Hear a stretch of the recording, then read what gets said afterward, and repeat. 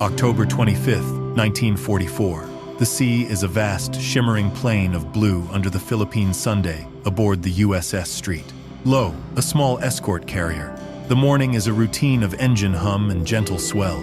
Seaman James Horton leans on a rail, watching the distant specks of combat air patrols. Suddenly, a lone Japanese Zero, smoke trailing from one wing, breaks from the clouds. It does not strafe, it does not bomb, it does not turn away. It pitches into a near-vertical dive, aiming its very soul like an arrow at the heart of the ship. In the final, silent second before impact, the universe holds its breath. This is not an attack, it is a sacrament of destruction. The era of the divine wind has begun. The Kamikaze was not a spontaneous act of desperation, but the brutal, logical endpoint of a war philosophy that had been festering within the Imperial Japanese military for decades. To understand the shock of its arrival, one must first feel the gathering storm clouds of a culture hurtling towards self-immolation.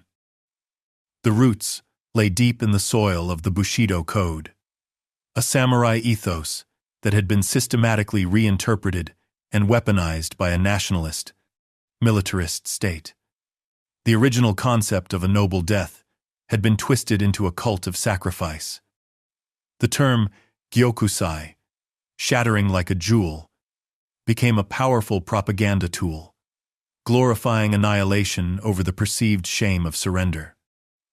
This ideological indoctrination created a psychological landscape where the unthinkable became not just possible, but the highest form of patriotic expression. Young men were taught that their greatest ambition should be to die for the emperor, their souls enshrined at Yasukuni Shrine. This was not merely training, it was a systematic programming for death. As the American island-hopping campaign advanced with relentless momentum through 1944, pushing ever closer to the sacred soil of the Japanese home islands, the Imperial Navy faced a strategic abyss. The tide had turned irrevocably after the Battle of the Philippine Sea, known to American pilots as the Great Marianas Turkey Shoot, where Japanese naval aviation suffered losses from which it would never recover. 3 fleet carriers were sent to the bottom, but more devastating was the loss of over 600 aircraft, and most critically, their highly trained and irreplaceable pilots. The once formidable Imperial Japanese Navy Air Service was a hollow shell.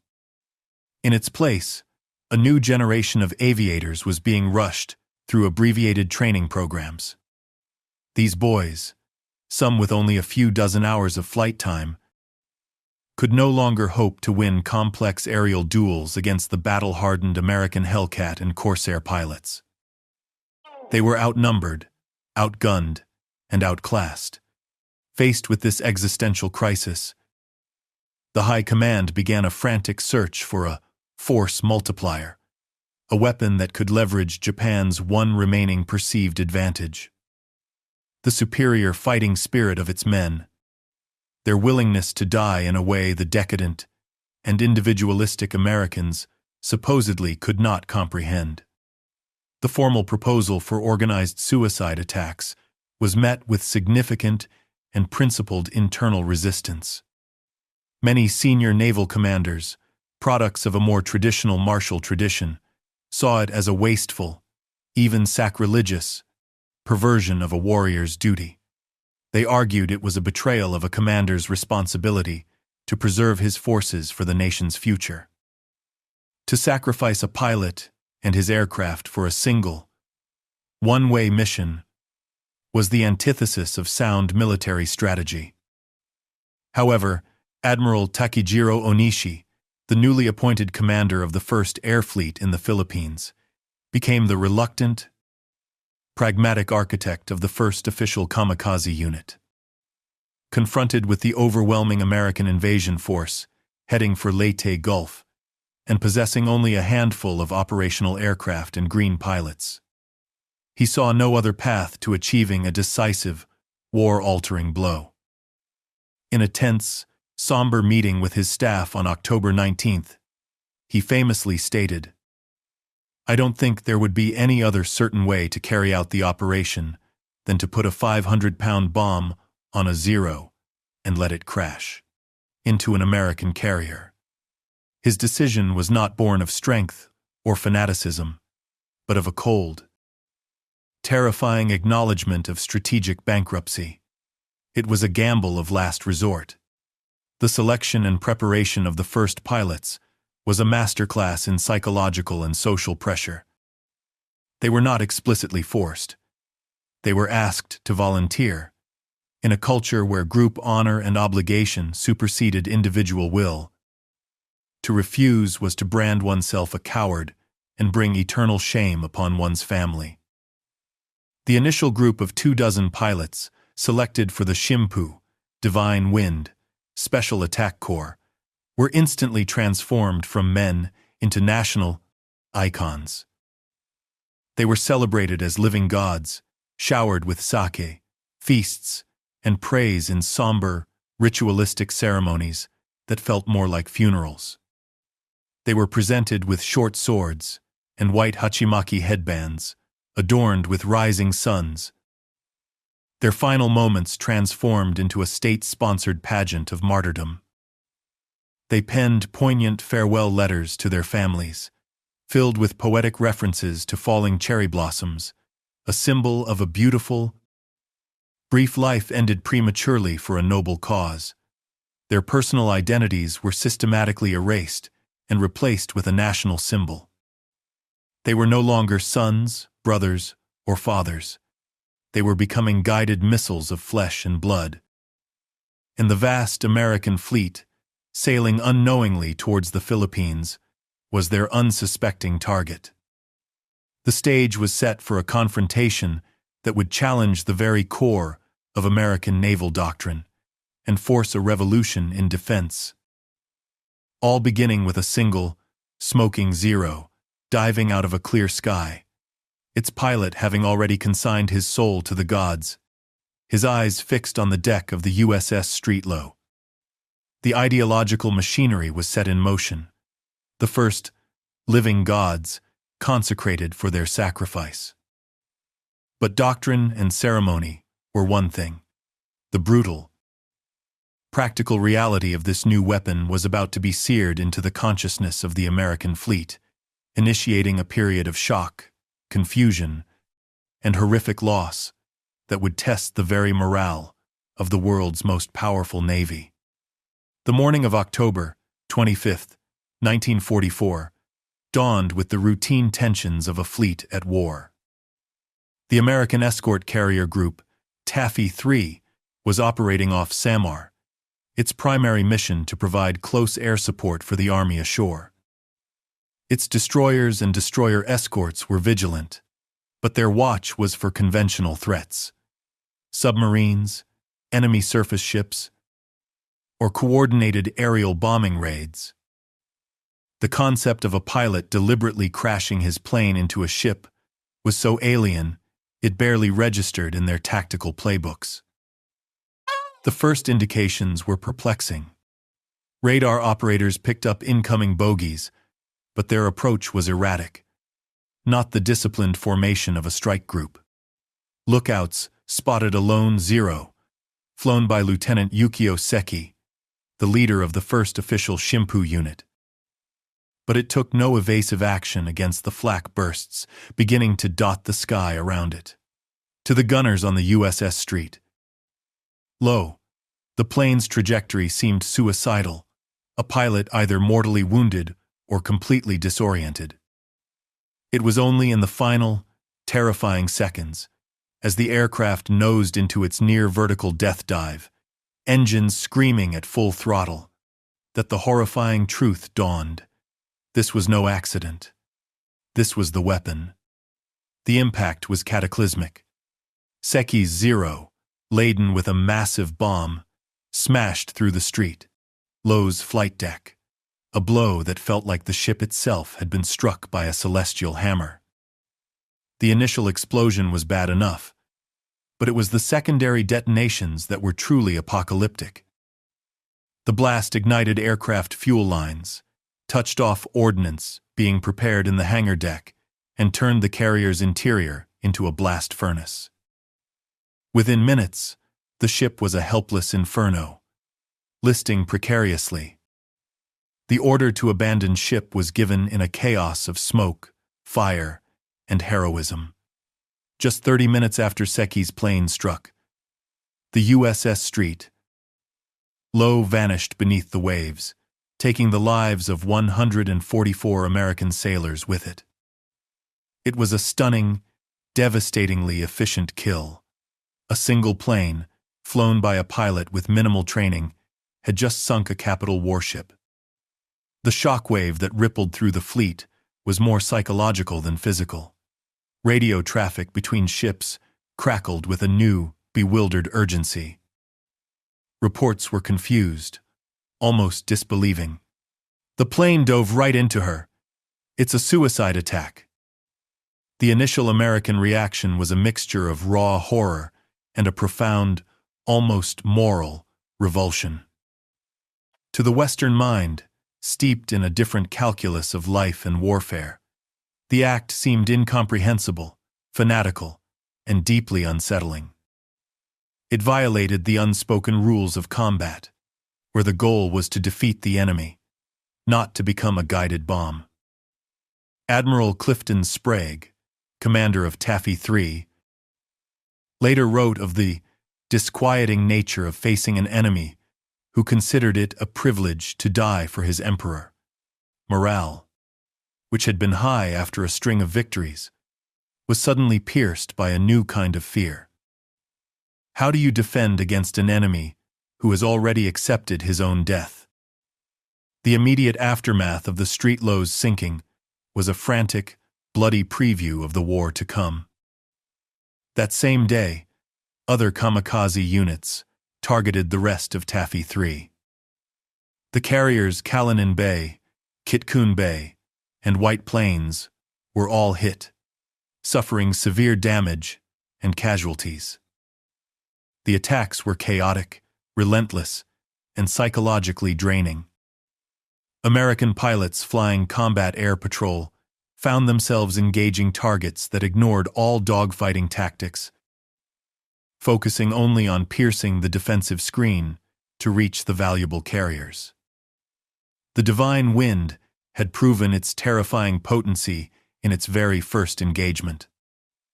It was not a tactic, it was a psychological earthquake, and as the news filtered up the chain of command to Admirals Halsey and Nimitz, it became chillingly clear that the United States Navy was facing a threat for which it was wholly unprepared. The Battle of Leyte Gulf would be remembered for the last great clash of battleships, but it was the birth of the Kamikaze that would define the final, bloody year of the Pacific War, forcing the most powerful navy in the world to go back to the drawing board under fire. In the weeks following the first attacks, a creeping paralysis began to affect the fleet. The initial shock curdled into a pervasive, grinding anxiety. Every speck on the radar, every distant aircraft, was now a potential suicide bomber. The traditional defensive doctrine, honed over years of warfare, was suddenly obsolete. Standard anti-aircraft tactics were designed to break up formations, damage planes enough to force them to abort their runs, or kill the pilot. But how do you deter a man who views his own death as the mission's objective? A plane could be on fire, its wing half shot away, and still remain on its deadly trajectory. The very metrics of naval defense were rendered meaningless. The physical toll was staggering, but the psychological damage was perhaps more corrosive. Sailors, from admirals to deckhands, were forced to confront a new form of combat stress. Standing watch on a ship suddenly felt like being in a shooting gallery where the targets shot back with their own lives. The sound of an aircraft engine, once a normal part of the wartime soundscape, now triggered pulses of adrenaline and dread. The bogey was no longer just an enemy plane. It was a ghost ship, piloted by a corpse in waiting. There are numerous accounts of gunners, after shredding an incoming plane with 40mm and 20mm fire. Watching in horrified frustration as the shattered, burning wreckage continued on its ballistic path, its dead or dying pilot's hand locked on the controls, still guiding it towards its target. This was a demoralizing spectacle that conventional warfare had never prepared them for. The United States Navy's initial response was a chaotic, ad hoc scramble. There was no playbook for this. Commanders on the scene implemented their own desperate measures. They increased the number of combat air patrols, ordering them to fly further out, creating a deeper defensive perimeter. They began to station picket destroyers, equipped with the best radars, dozens of miles from the main fleet, to provide early warning. But these destroyers, the pickets, quickly earned a grim nickname: the slaughterhouses. Isolated and exposed, they became the primary targets for inbound kamikaze swarms, suffering catastrophic losses. The destroyer USS St would later survive an attack by 22 planes in 80 minutes, a testament to both American courage and the sheer, overwhelming volume of the attacks. The technical limitations of American anti-aircraft weaponry were brutally exposed. The standard 5-inch gun, effective against high-level bombers, was too slow-firing and cumbersome to track a diving, twisting target at close range. Its proximity-fuzzed shells were devastating, but they needed to be used at a distance. The workhorses of close-in defense were the 40mm Bofors and 20mm Oerlikon cannons. The 20mm, in particular, was found to be nearly useless against a determined kamikaze. It lacked the stopping power to physically disintegrate a plane before it could crash. A Zero could absorb dozens of 20mm rounds and remain airborne. The gun's open mount left its crews horrifically exposed to the exploding debris and fuel of a plane they had just destroyed, a mere 100 yards from the ship. The learning curve was steep and paid for in blood. The fleet was in disarray, reacting to rather than controlling the battle. It was a period of painful, costly trial and error, a desperate race to adapt before the divine wind blew the American fleet right out of the Pacific. The architects of the United States Navy were about to be forced to engineer a revolution in naval defense, and they had to do it while under relentless, fiery assault. The period of shocked reaction was over. The staggering losses and the psychological toll of the kamikaze onslaught made one thing brutally clear: survival depended on innovation.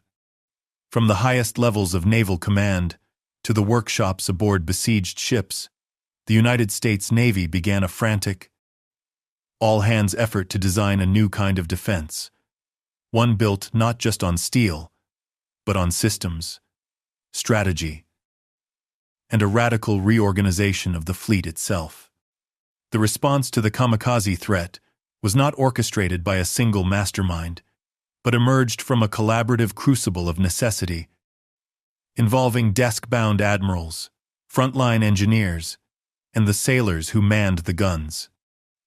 At the strategic level, Admiral Chester Nimitz, Commander-in-Chief of the Pacific Fleet, established dedicated anti-kamikaze boards, tasking them with one mission: analyze every attack, every near miss, every successful defense, and synthesize a new doctrine.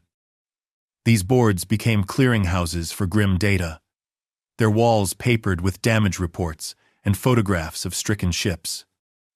They identified patterns the men on the picket line were too busy fighting to see: that most attacks came at dawn and dusk, that certain approach corridors were favored, and that the final dive was the most vulnerable point for the kamikaze. A moment of limited maneuverability. This high-level analysis was useless without technological translation, and this is where the unsung architects of defense emerged: the ordnance engineers and naval architects. They worked with a desperate, war-winning urgency. The most immediate and transformative innovation was the rapid field modification of the proximity fuse, or VT fuse, for 5-inch shells. Originally, a secret weapon used against Von buzz bombs over England and against Japanese bombers, it was now adapted for low-level, surface-to-air use. This was a game-changer.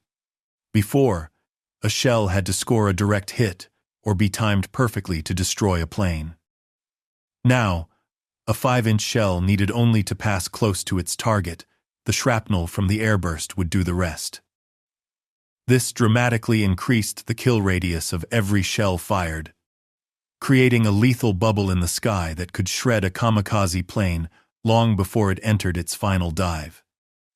Simultaneously, a revolution in close-in armament was underway. The ineffective 20mm Oerlikons were systematically replaced. In their stead came the formidable 40mm Bofors gun, often in twin and quadruple mounts, that could throw up a wall of lead. But the real queen of the close-in battle was the 3-inch, 50-caliber anti-aircraft gun. It was a perfect balance of firepower and rate of fire, with a shell large enough to physically dismember an aircraft with a single hit. Naval architects worked feverishly to redesign the anti-aircraft suites of ships, especially destroyers. They eliminated deck clutter, added new gun platforms wherever space allowed, and created integrated fire control systems that allowed multiple guns to be directed by a single radar-equipped director. A destroyer that once mounted 5 or 6 20mm guns might now carry 2 5-inch mounts, 3 quadruple 40mm mounts, and several 3-inch guns, transforming it from a torpedo boat into a floating anti-aircraft fortress. Perhaps the most crucial architectural change was the development of centralized information flow. The Combat Information Center, or CIC, evolved from a helpful tool into the literal brain of the ship. Here, radar plots, radio reports from combat air patrols, and visual sightings were fused into a single, real-time tactical picture.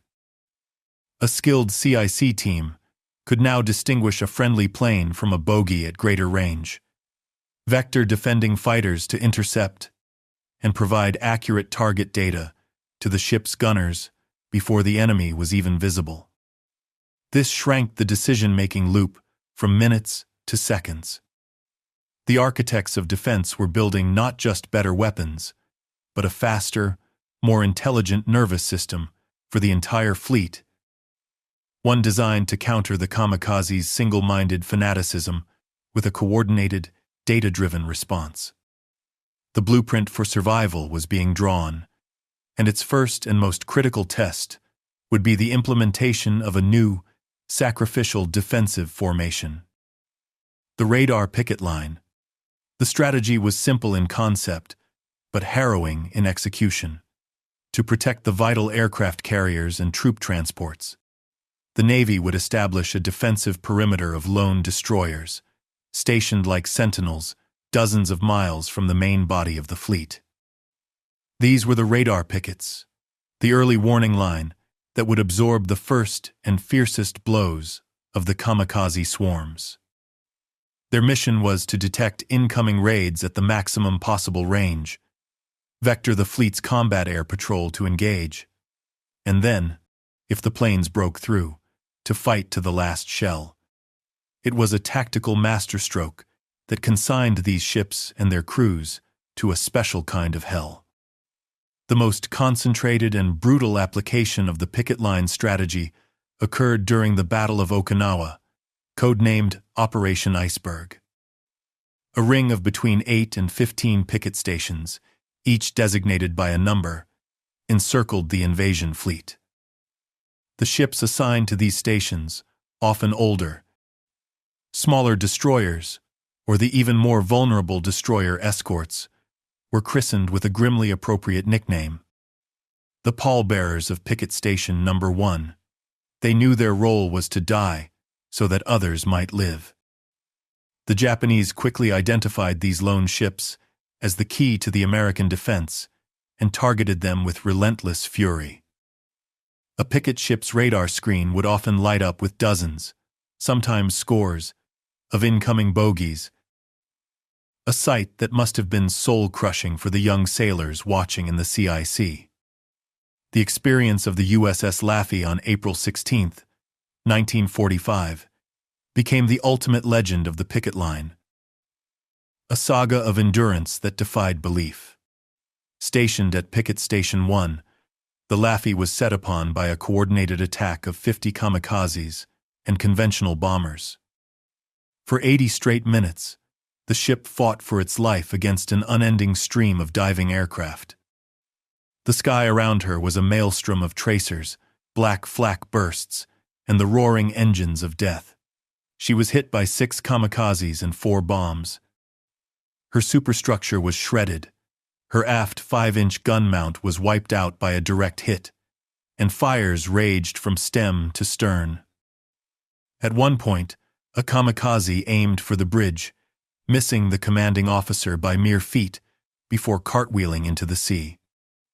Yet, through a combination of superb gunnery, desperate maneuvering, and the intervention of her own combat air patrol, the Laffey survived. She shot down 9 confirmed attackers and was credited with several more probables. She was a floating wreck, but she was afloat. Her survival became a symbol for the entire fleet. The picket line could hold. Life on the picket line was a unique form of psychological warfare. The long, tense hours of waiting, staring at an empty radar screen, were punctuated by sudden, violent eruptions of chaos and death. The crews existed in a state of heightened alert, knowing that an attack could come from any direction, often using cloud cover to mask their approach until the last possible moment. The sight of a friendly picket ship on the horizon, engulfed in smoke and flame, was a constant grim reminder of their own fate. Despite the terror, morale on these ships often remained astonishingly high. There was a fierce, grim pride in being part of the picket club. They were the shield, the first line of defense, and they understood that the lives of thousands of their fellow sailors aboard the carriers depended on their vigilance and their courage. The radar picket line was a brutal, calculated gamble, a strategy that accepted horrific losses on its periphery to protect the core of the fleet. It was a testament to the American capacity for tactical adaptation, even when that adaptation demanded the ultimate sacrifice from those on the outermost edge of the battle. The architects had provided the blueprints, and the picket line had established a defensive perimeter.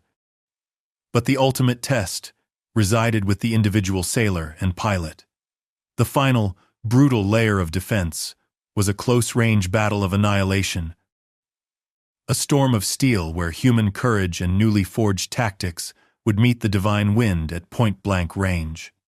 As the kamikaze penetrated the outer picket line, they entered the final, lethal envelope of the fleet's main anti-aircraft defense. This was not a battle in the traditional sense.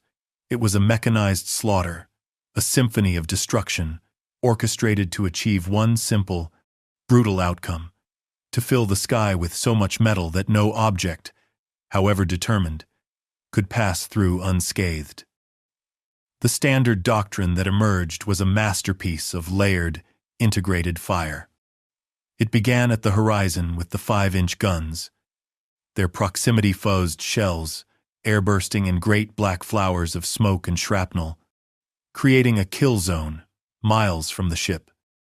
A kamikaze pilot flying through this gauntlet would feel his plane shudder as fragments ripped through wings and fuselage. Many were destroyed outright at this stage, vanishing in a fireball against the backdrop of the sea. Those who survived the 5-inch barrage then entered the medium-range domain of the 40mm Bofors guns. Their fire was more direct, a relentless, thumping cadence that filled the air with glowing tracers. The gunners, often teenagers who had been farmers or mechanics just months before, learn to lead their targets, to walk their streams of fire into the path of the diving plane. The sound was a deafening pom-pom-pom-pom, a mechanical heartbeat of defiance. A direct hit from a 40mm shell could tear the wing off a Zero or explode its engine. The gunners fought in a state of pure, adrenalized focus, their world shrinking to the sight of their target and the feel of the foot pedals that controlled their mount. They knew that every second they delayed the plane, every hit they scored, increased the chance that it would miss its target or be destroyed by the final layer of defense. That final layer was the realm of the 20mm Oerlikons and the newly introduced 3-inch guns. This was point-blank range, a last-ditch effort where the gunners could see the face of the pilot hurtling towards them at hundreds of miles per hour. The 20mm rounds, while less powerful, could still shred a plane's control surfaces or kill the pilot in his cockpit. But it was the 3-inch gun that proved to be the ultimate stopper. Its high-velocity shell could hit a plane with the force of a freight train, often causing it to disintegrate in mid-air, just yards from the ship's hull. The gunners at these close-in weapons stood completely exposed, protected only by a thin shield, their bodies sprayed with the debris and fuel of the planes they destroyed. It was a position that demanded a special kind of courage, to stand firm while a ton of explosives and gasoline aimed directly at you. The most critical innovation in this slaughter was not a new gun, but a new command. Commence firing at will, abandoning centralized fire control for the final desperate moments. This order unleashed every weapon that could bear on the target. The result was a spectacular, terrifying convergence of fire. Tracers from dozens of guns of different calibers would arc inward from all points of the ship, creating a lethal funnel focused on the Kamikaze. From the pilot's perspective, it must have seemed as if the entire ship was erupting in a single, concentrated flash of light. A man-made star seeking his annihilation. This swarm defense, using a swarm of projectiles to counter a swarm of planes, proved devastatingly effective. It acknowledged that at a certain range, volume of fire and saturation were more important than precision. The sky around the fleet became a calculated killing field, and the once terrifying Kamikaze were now dying in droves, their divine wind broken against a wall of American steel and ingenuity. While the ship's guns provided the hard shell of defense, the true fluid and dynamic shield was the Combat Air Patrol, the CAP. These were the young American naval aviators, flying F-6F Hellcats and F-4U Corsairs, tasked with intercepting the Kamikaze long before they ever reached the fleet. Theirs was a lonely, demanding, and often thankless job, patrolling for hours in empty skies. Their only company, the voice of the controller, in the CIC of a distant picket destroyer.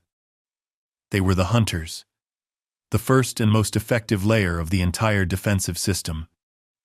The tactics of the CAP evolved rapidly from simple interception to a sophisticated aerial chess match. The key was altitude and positioning. Pilots learned to orbit high above the picket ships, conserving fuel and energy, waiting for the call from the CIC.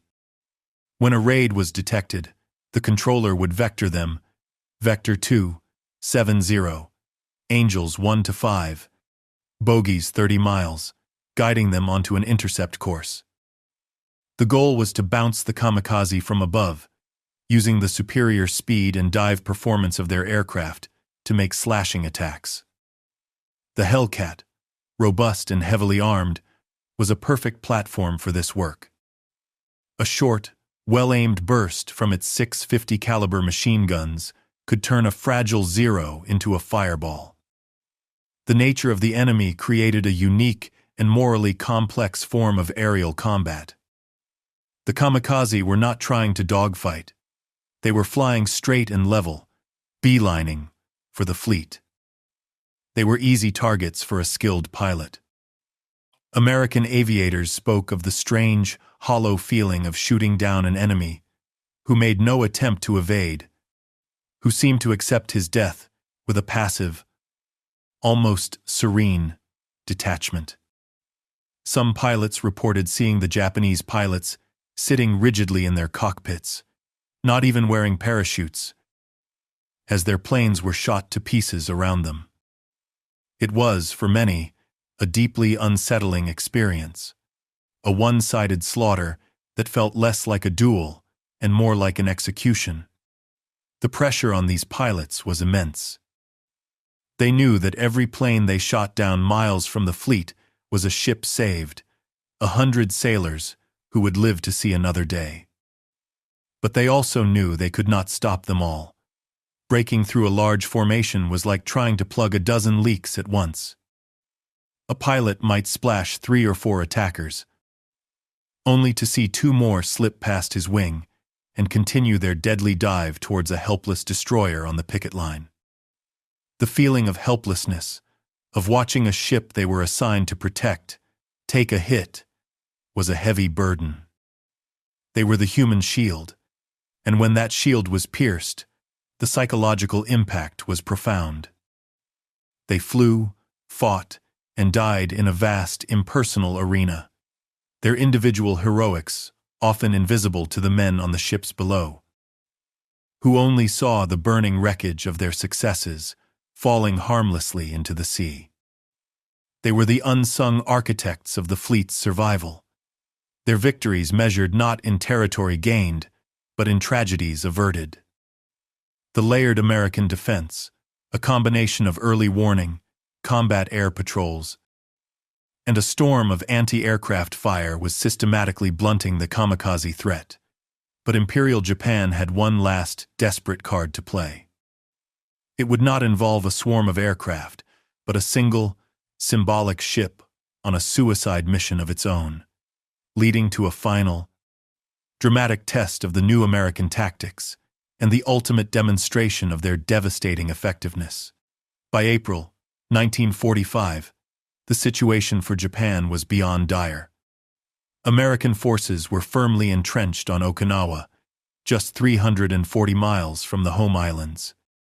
The Imperial Japanese Navy, which had once ruled the Pacific, was a ghost fleet. Its few remaining major vessels were either sunk or immobilized by lack of fuel. In this context, Operation Tengo was conceived not as a strategic military operation, but as a symbolic, sacrificial gesture. The centerpiece was the legendary battleship Yamato, the largest and most powerful battleship ever constructed, accompanied by a light cruiser and 8 destroyers. Its orders were as simple as they were suicidal: sail to Okinawa, beach herself near the American invasion fleet, and use her 18-inch guns to bombard the troop concentrations and supply dumps until she was destroyed. There would be no return voyage. The Yamato was given only enough fuel for a one-way trip. The Japanese command understood that the Yamato would never reach Okinawa. They knew the American carrier-based aircraft would find and sink her long before she reached her goal. This was precisely the point. The mission was a final, bloody poem to the spirit of Yamato Damashi, the Japanese fighting spirit. The deaths of her several thousand crewmen were intended to serve as a spiritual inspiration to the nation, a rallying cry for a final, decisive battle on the Japanese homeland. It was a kamikaze mission on a colossal scale, the ultimate expression of a war philosophy that valued honor above survival. The sailors aboard the Yamato, many of them young cadets, were told they were part of a special attack surface force, a euphemism that left little doubt about their fate. American intelligence, having broken Japanese codes, was fully aware of the operation, almost from its inception.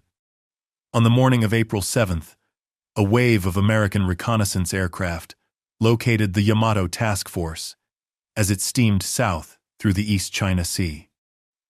The response was immediate and overwhelming. Admiral Mitcher launched a massive aerial armada from his Task Force 58, more than 300 aircraft, including dive bombers, torpedo bombers, and fighters. The stage was set for a final, one-sided duel between the pinnacle of battleship design and the new master of the seas, naval air power. The ensuing battle was less a fight and more a methodical execution. The American aviators, veterans of countless anti-shipping strikes, employed classic tactics against the behemoth. The F-6F Hellcat fighters strafed the Yamato's decks, suppressing her formidable anti-aircraft batteries. The SB-2C Helldiver dive bombers then plunged from the sky, their bombs aimed at the battleship's superstructure and open decks, starting fires and crippling her ability to coordinate a defense. Finally, the TBF Avenger torpedo bombers swept in from both port and starboard, launching their fish into the Yamato's hull. The tactic of hitting both sides simultaneously was designed to ensure catastrophic, unstoppable flooding. The Yamato absorbed an estimated 11 torpedoes and at least 6 bomb hits. Just 2 hours after the attack began, her magazines detonated in a colossal explosion that was seen 100 miles away, creating a mushroom cloud that rose thousands of feet into the air. The mighty Yamato, a symbol of Japanese naval power, was torn apart and sank, taking all but 269 of her 3,300 crewmen with her.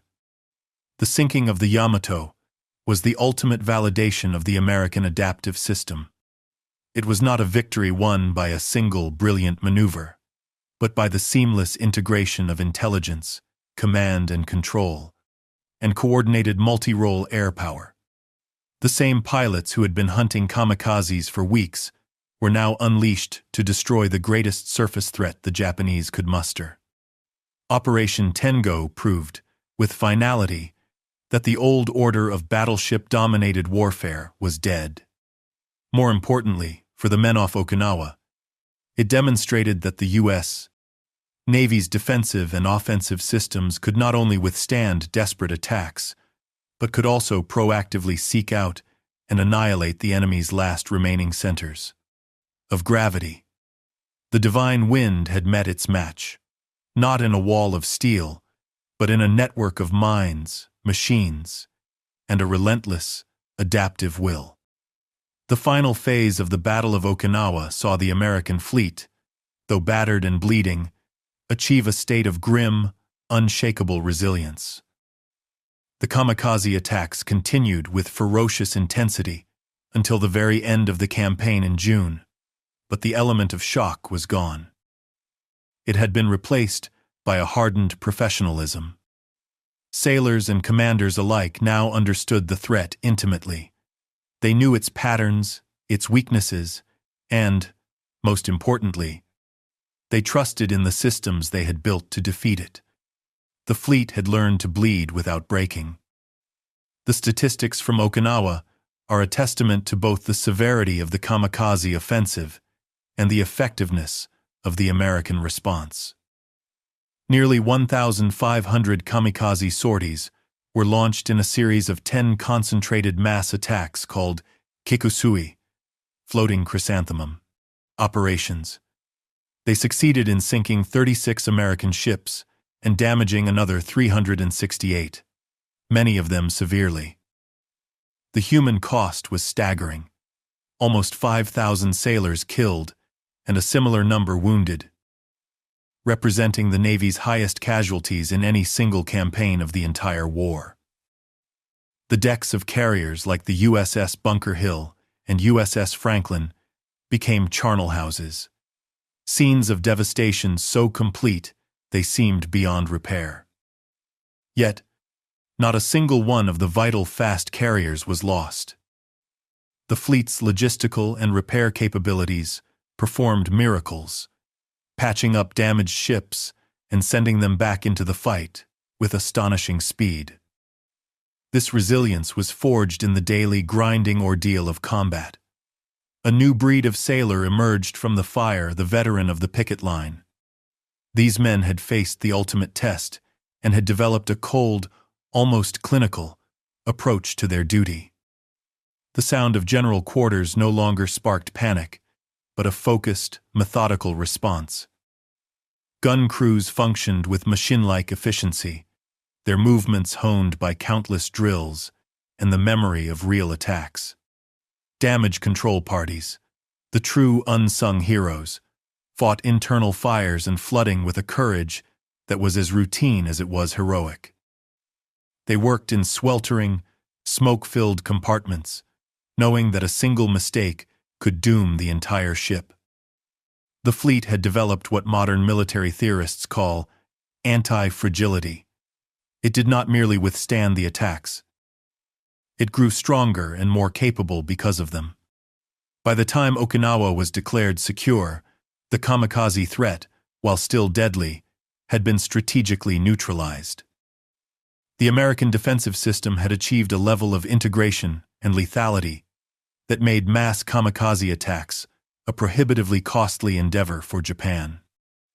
The combat air patrols, guided by ever-improving radar and communications, were shooting down a higher and higher percentage of attackers before they even reached the fleet.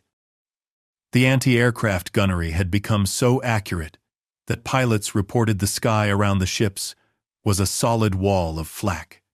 The Japanese were running out of planes, fuel, and, crucially, pilots willing to embark on a mission that now seemed less like a glorious sacrifice and more like a futile gesture. The unbreakable fleet off Okinawa had not only won a bloody battle, it had systematically deconstructed and defeated a terrifying new form of warfare, proving that American adaptability and industrial might could, in the end, overwhelm even the most fanatical determination. The guns fell silent over the Ryukyu Islands. The last kamikaze had plunged into the sea, and the unbreakable fleet had held. But the end of the shooting war was merely the beginning of a deeper reckoning. The battle against the divine wind had irrevocably changed the United States Navy, forging a new tactical doctrine and leaving a complex legacy that would echo through the corridors of naval power for generations to come. The immediate technological legacy of the kamikaze crisis was written in the blueprints for the next generation of warships. The era of the lightly armed, specialized vessel was over. The battle cruisers of the planned Montana class were canceled, their resources redirected towards the immense and ongoing carrier program. Every new ship, from the mighty Midway-class aircraft carriers down to the humble destroyer escort, was now designed from the keel, up with an unprecedented emphasis on anti-air warfare. The lessons of the picket line were codified into the very DNA of the fleet. Superstructures were redesigned to be more compact and less vulnerable. Armor was reconfigured to protect vital spaces from plunging dive attacks. And most importantly, anti-aircraft armament became the primary defensive consideration. This shift found its ultimate expression in the revolutionary weapons systems that defined the Cold War Navy. The manual, line-of-sight guns that had saved the fleet off Okinawa were already obsolete by the war's end.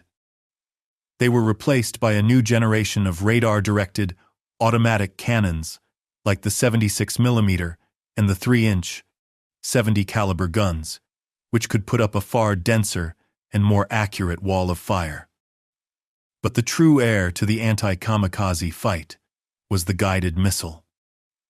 The first surface-to-air missiles, such as the Terrier and Tartar systems, were direct answers to the problem of the high-speed, maneuvering aerial threat. They were designed to achieve what the 5-inch gun could not: a guaranteed kill at long range against a single, high-priority target. The entire concept of the Aegis combat system, the shield of the modern Navy, with its powerful radars and ability to track and engage dozens of threats simultaneously, is a direct philosophical descendant of the integrated, Data-driven defense, first pioneered in the desperate days of 1945. Beyond hardware, the Kamikaze left a deep and enduring psychological imprint on American strategic thought. The shock of facing an enemy who viewed self-destruction as a valid tactic forced a fundamental re-evaluation of asymmetric warfare. For the first time, the United States had to confront a weapon system that was cheap, simple, and psychologically terrifying, yet required an incredibly expensive and complex system to counter. This lesson would resonate in future conflicts. From the potential for swarming small boat attacks in the Persian Gulf, to the threat of improvised explosive devices and suicide bombers on land. The Kamikaze demonstrated that technological superiority could be challenged by an opponent's willingness to sacrifice.